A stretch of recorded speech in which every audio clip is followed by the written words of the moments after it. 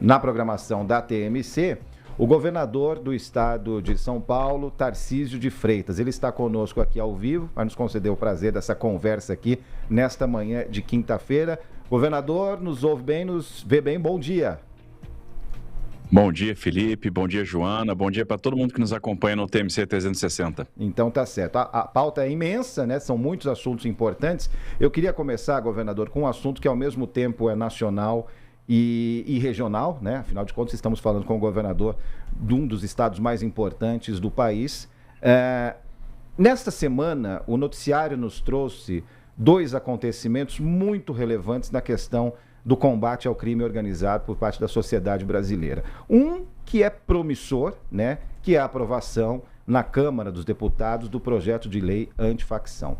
Outro, talvez seja mais simbólico, mas é uma resposta à sociedade, que é o julgamento no STF do caso Marielle, do caso Anderson. Então eu queria que o senhor comentasse do ponto de vista do combate ao crime organizado. Vou até citar aqui uma frase rápida do ministro Zanin, do STF, quando ele diz que o Estado brasileiro, né, parte do crime organizado, né, já faz parte do Estado brasileiro. É claro que não generalizando, né, mas é uma preocupação que eu tenho certeza que o senhor tem, que a sociedade tem, quem está nos ouvindo tem. Então eu queria que o senhor, à luz desses dois acontecimentos, falasse um pouco sobre a questão do crime organizado.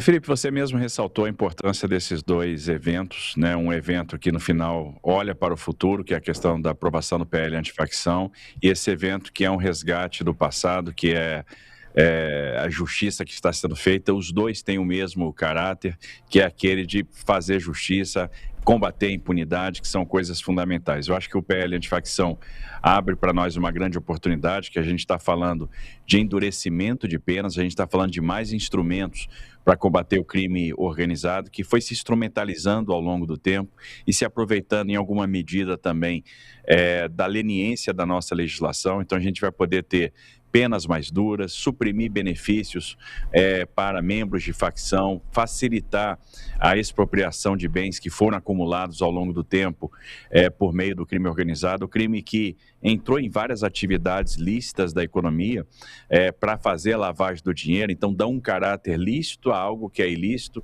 Isso aconteceu no setor de combustíveis, isso aconteceu no mercado financeiro por meio das fintechs, isso aconteceu no setor de restaurantes, motéis, brinquedos, revenda de carros importados, operação de resíduos sólidos, organizações sociais de saúde, prestação de serviços de terceiros, serviços de segurança, enfim, uma série, serviços de transportes, uma série de atividades criminosas que lavam dinheiro do tráfico internacional de drogas, que acabou sendo uma atividade muito rentável.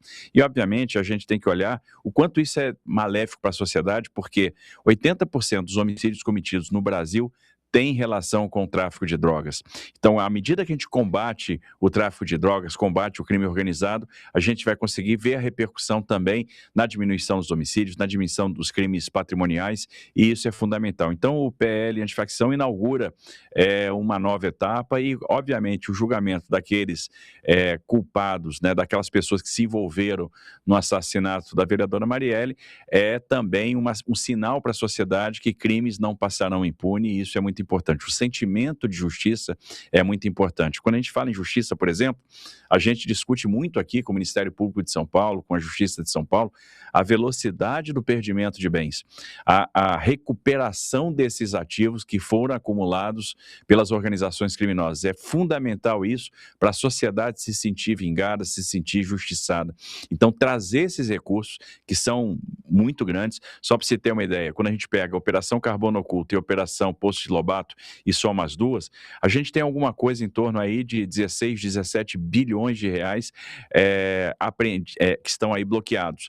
Imagina esse dinheiro agora voltando para o Estado, e a gente está falando de fraudes tributárias que foram gigantescas, então os cofres públicos foram lesados há muito tempo, e esse dinheiro retornando e servindo aí ao aparelhamento da segurança pública, servindo aí à saúde pública, à construção e à disponibilização, oferta de novos leitos, à moradia. Então é uma forma de fazer justiça, é uma forma de dar uma resposta para o cidadão.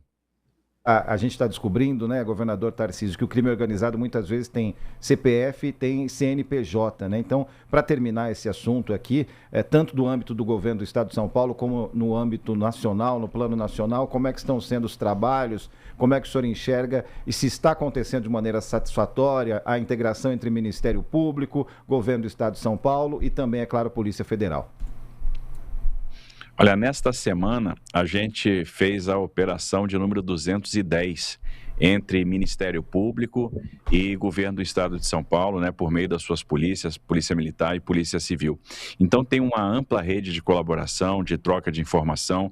As inteligências da Polícia Civil e da Polícia Militar, que se especializaram ao longo do tempo, principalmente no combate à principal facção criminosa do Brasil, e elas têm um acervo de informação muito grande.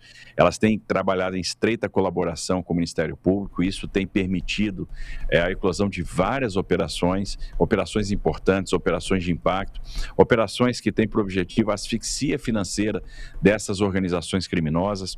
Os sistemas estão cada vez mais integrados. A gente conseguiu fazer operações também com o aparato federal, com a Receita Federal, com a Polícia Federal.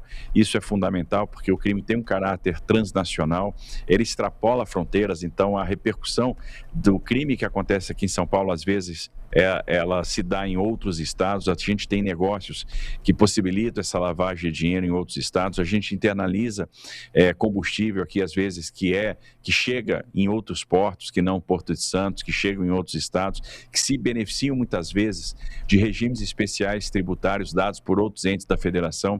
Então, essa colaboração é fundamental, até para que a informação possa fluir.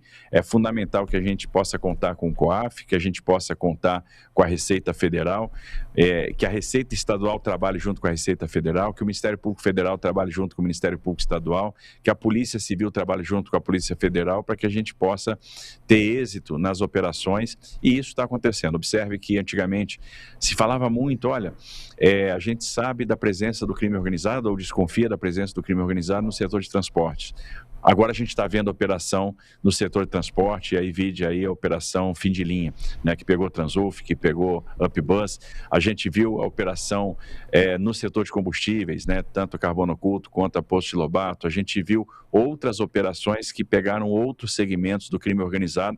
Então, sempre naquela ideia de fazer asfixia financeira, de drenar recursos, de aumentar o custo do crime, que esse é o grande objetivo do Estado, aumentar o custo do crime, dar a punição rigorosa para os envolvidos, para os criminosos, e fazer a devolução daqueles recursos que são obtidos aí por meio dessas atividades ilícitas.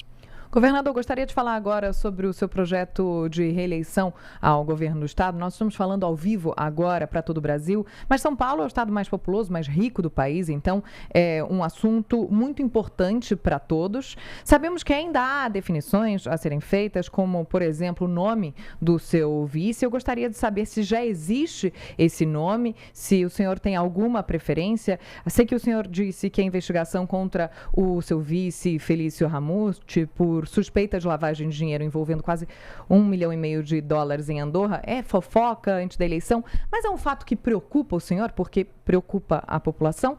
E ainda sobre esse assunto, qual seria e qual vai ser o principal foco do seu projeto político para o estado de São Paulo, para possivelmente mais 4 anos no poder? Veja, primeiro, essa questão da definição do vice é uma questão que caberá aos partidos mais para frente. A gente está longe ainda das convenções. As convenções vão se dar a partir de julho, né, início de agosto, então a gente tem tempo para isso. A preocupação nossa tem que ser governar neste momento, tem que ser entregar resultados, e quanto mais a gente afastar a discussão eleitoral, melhor é, porque a gente tem ainda tempo para apresentar projetos, para fazer entregas, para dar continuidade ao trabalho, e quanto menos perturbação a gente tiver na gestão, é melhor. A gente sempre focou muito a gestão, e é por isso que a gente deixa de lado um pouco essa questão da eleição, um pouco mais para frente, e aí, obviamente, a gente vai chegar nos entendimentos. A questão da escolha do vice é uma questão que também é muito pessoal do governador, porque a gente está falando de uma pessoa que tem que ser de confiança, então isso, obviamente, vai pesar muito na escolha, mas vai ser decidida lá para frente, lá na chegada das convenções. Quando eu falo que essa questão do Felício me preocupa pouco, por compreender a história disso, né? A partir do momento que sai essa denúncia, ele me trouxe uma série de explicações, como ele já prestou também explicações à imprensa e à justiça lá fora. Então ele mostrou que aquele recurso vem da atividade ilícita, vem da atividade empresarial, que ele tem há muito tempo, anterior à entrada dele na política. Esse recurso ingressa na sua declaração de bens e rendas antes ainda na década de 2000. Isso faz parte das suas declarações, houve pagamento de imposto, está na declaração da esposa dele. Então, me parece que ele tem explicação para tudo que foi colocado. Ele está prestando os esclarecimentos exteriores e se mostra muito tranquilo. E essa tranquilidade, eu acho que pesa muito. E aí a gente vê, claro, nessa disputa política, plantação de notícia de todos os lados, e as coisas têm que ter muito lastro, a gente tem que ter muita responsabilidade. Então, por tudo que eu vi, não é algo que vai ficar sem um esclarecimento. Acho que no devido momento isso vai estar esclarecido, em muito pouco tempo isso vai estar esclarecido. E eu tenho me empenhado até para ver, para me certificar que não há nenhum problema com relação a isso, e até aqui tenho estado tranquilo com relação a isso. Com relação ao projeto São Paulo, é o que eu tenho falado desde que eu assumi. A gente pensa São Paulo longo prazo. A gente se preocupa muito na construção de um legado, e alguns projetos precisam ser tocados. Por exemplo, a gente precisa olhar a questão da macrodenagem das grandes cidades, que cresceram de forma desordenada e cuja a solução vai demandar muito recurso e ação de Estado. E eu estou falando de muito recurso mesmo. Então, não são intervenções para um mandato, para 2 mandatos, para 3 mandatos. A gente tem um passivo muito grande para pensar, e aí a gente tem que preparar, por exemplo, aqui quando a gente fala em região metropolitana de São Paulo, a calha do Tietê, e aí desde Salto de Pirapora, olhando de Jusante para Montante. Então tem uma série de intervenções que estão sendo feitas. Por isso a gente está estruturando uma parceria público-privada para cuidar do Tietê no longo prazo, com ações mais perenes. A gente tem um desafio enorme de habitação. Veja, nós conduzimos aqui o maior programa de habitação da nossa história. O Estado de São Paulo entregava 25, 30 mil habitações a cada período de 4 anos. Nós já entregamos 81 mil. Nós temos 104 mil em obras. Nós acabamos de autorizar a construção de mais 37 mil. Mas ainda há desafio. O déficit ainda é maior do que isso. Então, nós precisamos tirar pessoas das encostas dos morros, das várzeas dos rios, das palafitas da Baixada Santista. Então, é um programa de continuidade.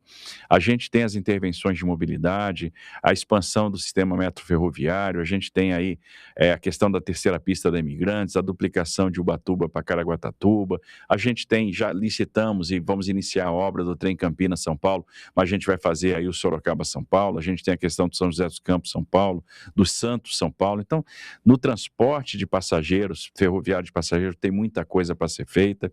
A gente celebrou essa semana, por exemplo, a divulgação dos resultados do Saresp. A gente está vendo que aquele esforço que está sendo feito na educação está apresentando resultados. Nós tivemos o melhor resultado em alfabetização na idade certa da nossa história, tivemos o melhor resultado em matemática da nossa história, mas há um longo percurso ainda pela frente, e a gente quer colocar o Estado nas primeiras posições, e a partir do momento que a gente faça aquilo que é básico, bem feito, a gente vai começar a pensar em agregar mais complexidade. Isso significa dar mais ferramentas para os nossos alunos, e a gente quer que os nossos alunos estejam aptos para aquilo que virá, para a questão da biotecnologia, para a questão da economia do conhecimento, para a questão da transição energética. Então, a gente tem que formar capital humano para isso, e essa é uma preocupação. É uma preocupação também continuar as ações na segurança pública para devolver a sensação de segurança, porque mesmo a gente alcançando os melhores indicadores de segurança da nossa história, menor indicador de latrocínio, de homicídio, de roubos em geral, de roubo de veículo, de roubo de carga, desde o início da série histórica, desde 2001, a gente não está satisfeito. A gente quer ver um novo centro de São Paulo. Enfim, a ideia é promover esse legado, o legado, por exemplo, da universalização do saneamento básico, e São Paulo vai ser o primeiro estado do Brasil a universalizar o saneamento básico, e a gente está falando de um investimento muito possante, muito potente. São 70 bilhões de reais que vão ser investidos aí até 2029, e isso é fundamental. A gente está olhando aqueles municípios que não estão na área de influência da Sabesp, né? E como que a gente vai levar o saneamento básico para esses municípios, como é que a gente vai alcançar as áreas rurais, também a oferta de água, que é uma coisa que nos preocupa. A gente tem que tornar o nosso estado mais resiliente do ponto de vista hídrico, né? Menos suscetível às variações climáticas, tornar as cidades mais resilientes. Então, tem um projeto de estado que é aquilo que a gente quer fazer, construir um legado, fazer a diferença e corresponder ao apreço que a população de São Paulo sempre nos deu, a confiança que ela nos depositou, e isso é extremamente importante para nós. Governador, tem muitos aspectos importantes nesses pontos que o senhor trouxe sobre o que precisa ser feito em São Paulo, principalmente no que diz respeito à segurança pública, também às melhorias na infraestrutura. A gente fala disso e aprofunda nisso em seguida, que é a preocupação da população, mas eu vou insistir na questão da chapa à reeleição. O senhor disse que, agora, na nossa conversa, há poucos minutos, que o vice precisa ser um nome de confiança para o governador, né? E que a pressão em relação a isso, neste momento, não faz bem à gestão. Eu preciso perguntar, a pressão, por exemplo, por parte do seu secretário, Gilberto Kassab, presidente do PSD, para que seja um nome a ser pensado? É interessante que essa pressão, às vezes, ela está publicada nas páginas dos jornais. Na relação pessoal, no trato pessoal, não tem pressão alguma, muito pelo contrário. Sempre que a gente sentou para discutir, eu sentei com o Gilberto para discutir qualquer coisa, foi para discutir projeto, foi para discutir futuro, foi para discutir o estado de São Paulo. Ele é uma pessoa que tem um espírito público muito acentuado, pensa muito o estado.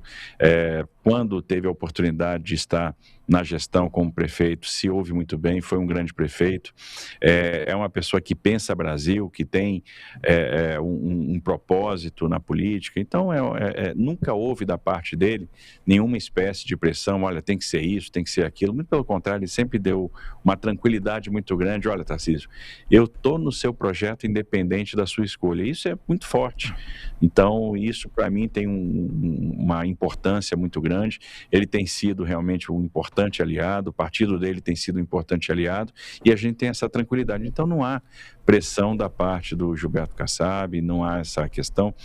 E também eu nunca trago essa pressão para dentro, né? Mesmo que tivesse, a gente está focado na gestão, está focado nas entregas, está focado em fazer a diferença. Nós temos aí vários municípios que hoje demandam, né, o suporte do Estado. Observe aí, a gente tem enfrentado questões de chuvas, então, chuvas que têm atingido agora nos últimos dias, principalmente o nosso litoral, né, Ubatuba, Peruíbe, Mongaguá, a gente vai ter, inclusive a primeira-dama está descendo agora para visitar as pessoas que estão desabrigadas lá em Peruíbe, né? O Rio Preto ainda é acima do seu nível, a gente tem algumas moradias lá que sempre alagam todo ano, chuva após chuva, elas estão lá naquela área de várzea, naquela área que é afetada por alagamentos, por extravasamento, então ali é uma prioridade do programa habitacional, o desassoreamento do Rio Preto é uma prioridade agora para a nossa Secretaria de Meio Ambiente, Infraestrutura e Logística. Então a gente está preocupado em dar assistência às pessoas, a gente está preocupado em resolver problemas, então a política fica para depois.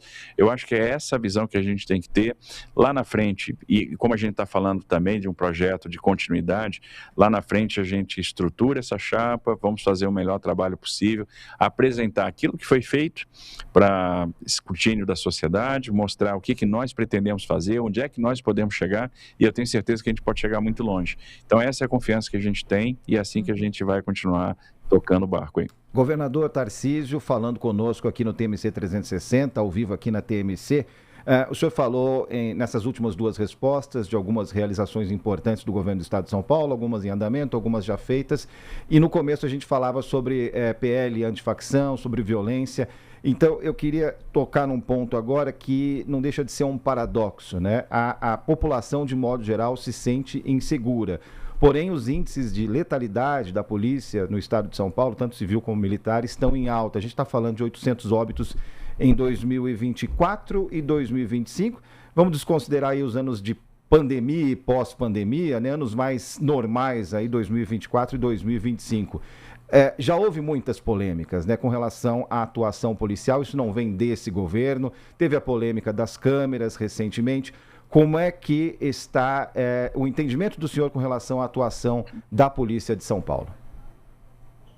Olha, veja, A gente não quer de maneira nenhuma o confronto, a gente não quer de maneira nenhuma crescimento de letalidade, não é objetivo nosso. Agora, por outro lado, a gente quer o combate vigoroso ao crime. A gente, obviamente, quer a prisão de criminosos, isso tem acontecido. Só para você ter uma ideia, nos 2 primeiros meses do ano, né, janeiro e fevereiro, a gente fez várias operações contra agressores de mulheres. 1.100 pessoas foram presas. Agressores que desrespeitaram medidas protetivas ou que estavam com mandados de prisão em aberto e continuavam aí aterrorizando a sociedade ou aterrorizando aquelas pessoas que foram vítimas de agressão e que tinham também a medida protetiva, e a gente fez essas prisões. A produção da polícia aumentou muito. A gente tem atuado muito em áreas que durante algum tempo não se atuavam. A gente vê, por exemplo, os indicadores criminais na Baixada Santista em queda. Então a gente quer evitar o confronto a todo custo, entendemos que a câmera corporal é um ganho, ela protege não só o cidadão, mas protege o próprio policial, e esse entendimento está consolidado. Não é por outra razão que a gente aumentou em 50% a quantidade de câmeras que estão em operação. Então, nós temos câmeras hoje que agregam mais tecnologia, onde o Copom pode acionar automaticamente, que tem acionamento por Bluetooth. Então, a gente agregou aquilo que tem de melhor no mundo, né, para estar à disposição, com muito mais resolução, são câmeras muito melhores. Alguns casos estão sendo elucidados realmente pelo uso das câmeras corporais, então essa é uma ferramenta fundamental para nós. Agora, há de se ver que a gente está combatendo mais a criminalidade. E o que interessa muito também, que a gente precisa olhar e não pode desconsiderar, é a redução dos indicadores. Então, a gente tem o menor indicador de homicídios do Brasil. É o estado que tem a melhor performance nesse indicador, que é um indicador que nos dá exemplo de qualquer indicador internacional. O número de homicídios no estado de São Paulo, a relação homicídios por 100 mil habitantes, ela chega a ser menor do que a dos Estados Unidos. Isso é extremamente relevante. O roubo de carga no estado de São Paulo e o roubo de veículo no estado de São Paulo caiu mais de 25%. Isso tem um reflexo direto na vida do cidadão, tem um reflexo direto no preço dos seguros. É óbvio que quando um cidadão, aquele que é mais humilde, que tem um celular comprado no crediário, que está lá na parada de ônibus, que se tem o celular subtraído por um marginal numa bicicleta, aquele celular subtraído, a gente sente a dor daquela pessoa, a gente sabe que aquela pessoa não está se sentindo segura, a gente sabe o quanto isso prejudica a percepção de segurança. Bom, e aí não dá para ficar só atrás dos indicadores. Os indicadores melhoraram? Melhoraram. São os melhores da história? São. A gente aumentou o efetivo, investiu mais em tecnologia? Sim. Agora, continuamos tendo problemas de segurança, o cidadão continua não se sentindo seguro e a gente vai trabalhar muito para que o cidadão possa se sentir seguro. E aí é uma combinação de ações. O aumento do efetivo, o investimento em tecnologia, tem aí o Muralha Paulista, o suporte do governo do estado no equipamento das guardas civis metropolitanas, a ação junto ao Legislativo Federal para o endurecimento de penas, para combater, por exemplo, a questão da reincidência criminal, que é uma chaga, porque muito desses celulares que estão sendo subtraídos por pessoas que foram presas 25, 30, 35 vezes. Então é uma tremenda ação de enxugar gelo, a gente precisa combater isso. Obviamente, nós temos as ações sociais que estão em curso, aquelas que têm por objetivo levar equipamentos para territórios que hoje não contam com equipamentos do Estado.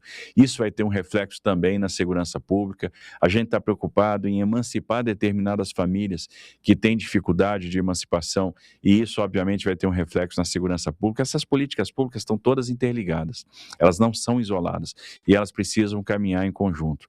Então, na verdade, há um combate muito mais intenso à criminalidade, houve uma redução muito forte e a gente está exigindo, cobrando muito das nossas polícias, que são extremamente profissionais. Isso não quer dizer que não haja desvio, e o desvio vai ser punido com severidade, com rigor, mas a gente tem cobrado muito a aderência aos procedimentos, porque a aderência aos procedimentos é o que protege o cidadão e é o que protege o próprio policial.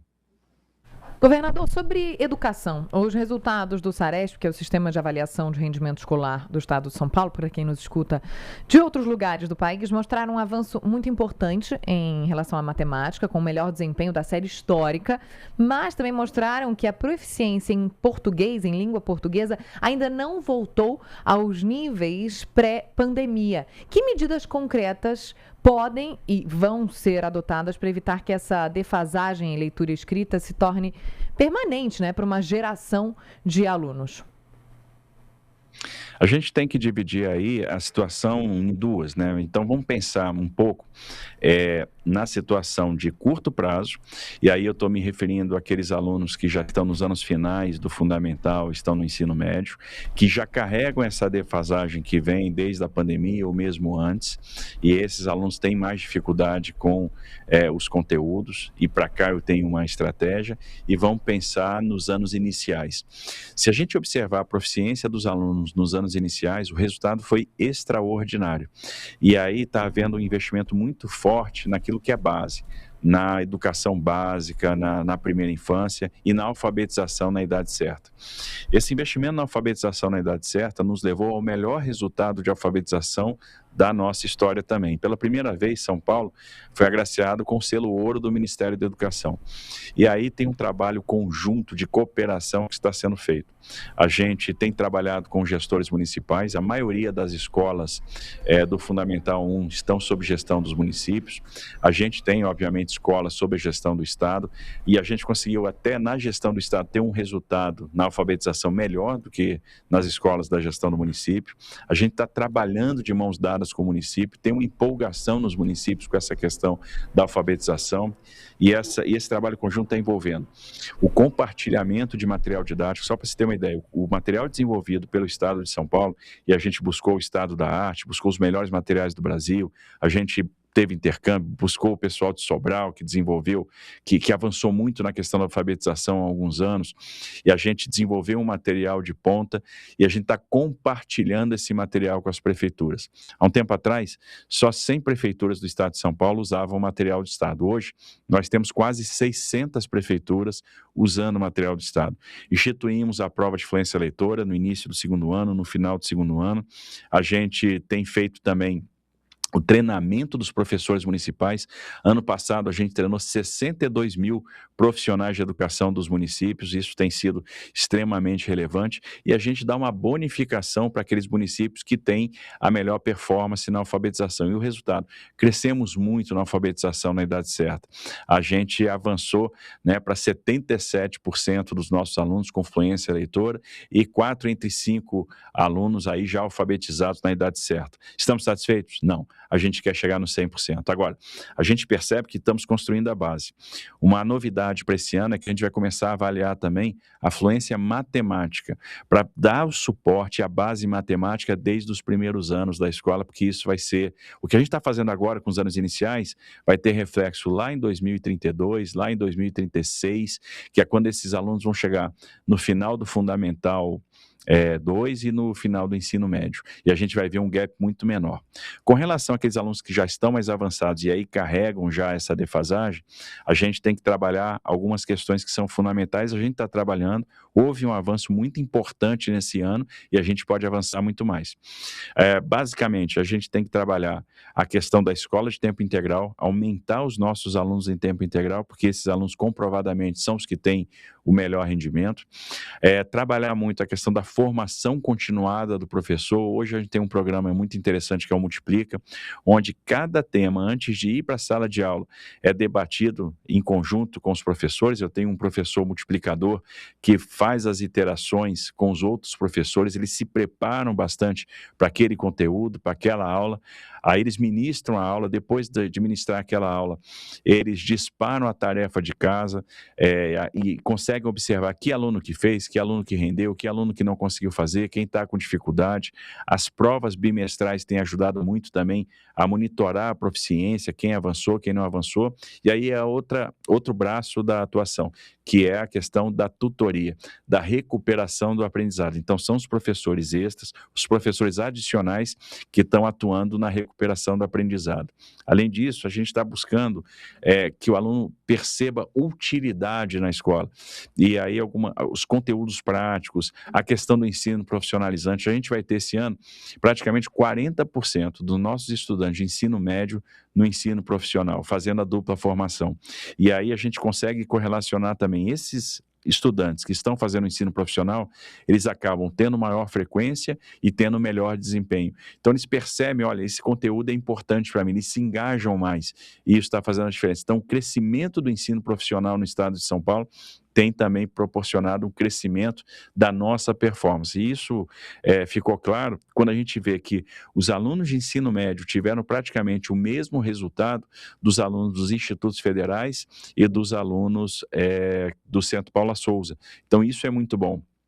Quando a gente compara aí o desempenho no Provão Paulista, que é hoje a porta de acesso às universidades de São Paulo, dentro da lógica do vestibular seriado.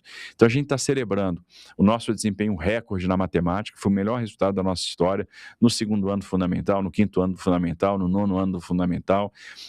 Um avanço em português, a gente ainda tem muito para caminhar, mas com a recuperação do aprendizado, com a tutoria, com a formação continuada de professores, com o avanço das escolas de tempo integral, com o avanço do ensino profissionalizante, eu tenho certeza que a gente vai avançar bastante, nós vamos conseguir seguir nessa esteira de crescimento e, obviamente, quando a gente olha a primeira infância, melhora a questão da alfabetização na idade certa, lá na frente a gente vai ter um estudante muito mais apto, com muito mais ferramenta. E a partir do momento que a gente consegue fazer aqui o feijão com arroz, a gente consegue avançar bem, solidificar esses conhecimentos que são aqueles básicos necessários, a gente vai pensar também em começar a botar complexidade na rede.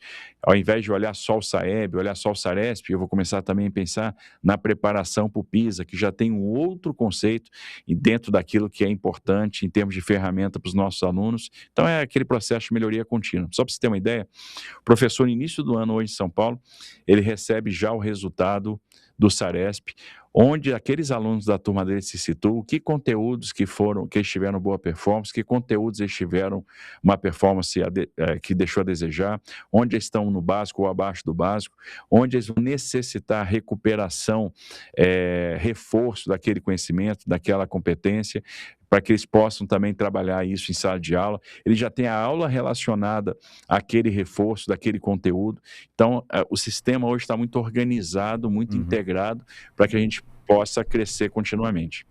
Governador, da minha parte, uma última pergunta, essa é mais para a cidade de São Paulo, mas imagino que interessa a todo o país, a todo mundo que mora principalmente em grandes cidades. Eu tive a oportunidade de conversar com o secretário Afif Domingos, né, acerca do leilão e da ideia do governo do estado para o novo centro administrativo Campos Elíseos, né, uma região histórica, os casarões, já foi sede do governo do estado de São Paulo, inclusive, no século passado. E confesso que eu fiquei admirado e empolgado, porque saímos da conversa imaginando que em 2030 eu, secretário, e fica estendido o convite ao senhor também, passearemos de VLT pelo centro da cidade, vai ser uma revolução habitacional, urbanística, logística e tal. Agora, temos 4 anos pela frente. Dá tempo de entregar pelo menos uma parte dessa ideia até 2030, governador? Sem dúvida, dá tempo, acho que a gente está planejado para isso, então foi um esforço de planejamento, de projetização muito grande até aqui. Hoje a gente dá um passo importante, que é o leilão do centro administrativo.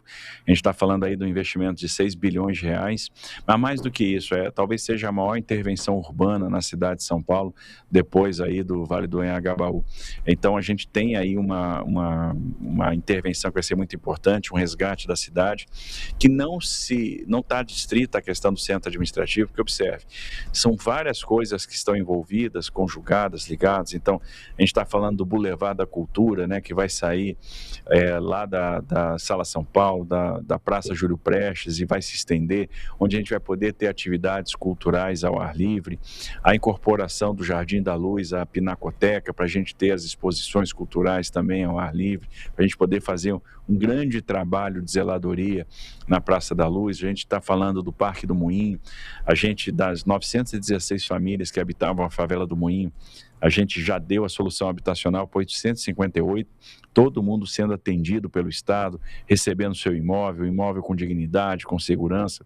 Então a gente vai transformar a favela do Moinho no Parque do Moinho, na estação do Bom Retiro, por ali vai circular o nosso VLT, então VLT que vai passar pela estação Júlio Prestes, vai circular pelo centro administrativo, que vai circular pelo centro de São Paulo e vai chegar depois ali na Estação da Luz. Então a gente vai ter uma oportunidade de movimentar esses passageiros por VLT nesse centro que é tão importante, o próprio centro administrativo, o hub de inovação. Então a gente vai trazer para o centro, e a gente já está avançado aí para adquirir um prédio e começar a construir, na verdade, a retrofitar aquilo que vai ser o nosso hub de inovação do centro de São Paulo, onde a gente vai incubar empresas que vão desenvolver aplicações de inteligência artificial, aplicações para Estado.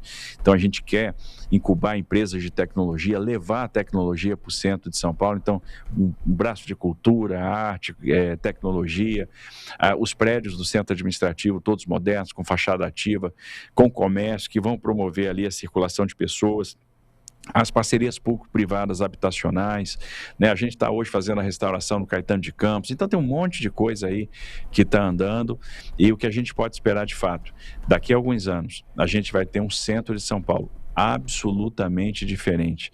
A gente vai devolver o centro para as pessoas, e o que a gente vai ver é uma revolução urbana. A gente vai ter um case de sucesso que vai somar outros cases do mundo para contar de como foi possível recuperar uma área degradada, trazer turista, trazer movimentação, trazer comércio e outra.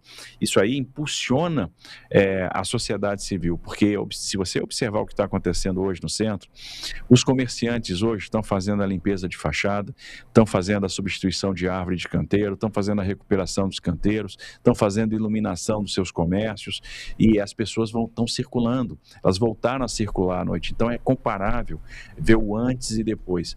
Teve a questão da extinção da Cracolândia ali, que era uma chaga de décadas, de muito tempo, e houve muita inteligência para entender todas as dimensões daquele problema e atuar em todas, na dimensão da saúde pública, na dimensão da segurança, na dimensão da assistência social, para que a gente pudesse também resolver o problema e ver a desidratação paulatina, silenciosa da Cracolândia. A gente foi acompanhando isso, monitorando isso dia a dia, né, estabelecendo uma grande rede de assistência, de desintoxicação segura, né, de retaguarda, mais as casas terapêuticas, garantindo a emancipação e o não retorno das pessoas que lá estiveram.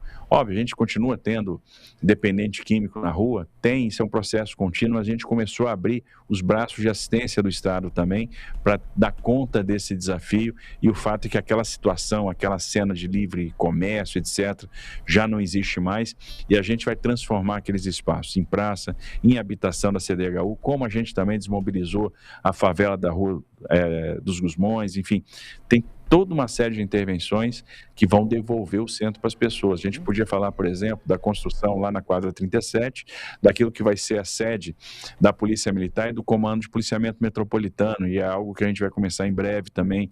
Então tem aí uma série de ações que estão previstas, planejadas, para fazer a reabilitação, a revitalização desse centro histórico que é tão bonito e que precisa ser conhecido pelo cidadão e ser aproveitado pelo nosso cidadão. Governador, queria agradecer pelo seu tempo, meia hora de entrevista onde abordamos aspectos muito importantes para São Paulo, para o Brasil também. Teríamos muito mais perguntas para fazer ao senhor, mas já deixo aqui um convite para uma próxima conversa. Por exemplo, a Rota Mogiana, né, um projeto que prevê 520 quilômetros de rodovias estaduais para passarem para a iniciativa privada por 30 anos, sobre eleições para Senado, que nomes é que São Paulo pode ter como candidato, especificamente com seu apoio, né, nomes da direita. Precisamos muito também falar sobre combate à violência contra a mulher. Nós tivemos 3 casos aqui em São Paulo, menos de uma semana. É um assunto de extrema importância. Eu sei que o tempo do senhor é muito curto, mas já fica aqui o convite.